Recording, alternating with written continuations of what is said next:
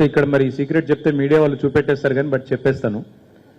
Doctor అవుదామని నేను కూడా మా సంజయ్ లాగానే ఇక్కడ చదువుకొని విజ్ఞానంలో ఇక్కడ ఫస్ట్ టైం అపియర్ అవుతే నాకు బి ఫార్మసీ ఏదో వచ్చింది. అప్పుడు ఇన్ని సీట్లు లేవు, గవర్నమెంట్ సిస్టంలో ఇన్ని సీట్లు లేవు. అప్పుడు ప్రైవేట్ ఇన్స్టిట్యూషన్స్ కూడా లేవు తెలంగాణలో. I'm talking 1993 I'm really old man.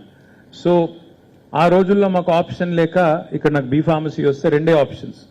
ఒకటి అవుతే లాంగ్ టర్మ్ చదవాలి, చదివి 500 రూపాయలు ర్యాంక్ తెచ్చుకోవాలి, తెచ్చుకుంటే సీటు 500 ఇంకంతకంటే తక్కువ. అప్పుడు నాకు 1600 ఏదో వచ్చింది. So I had no choice. రెండవది బయట స్టేట్లో చదువుకోవాలి. అప్పుడు కర్ణాటకలో అక్కడ కేసెట్ అని ఉండేది.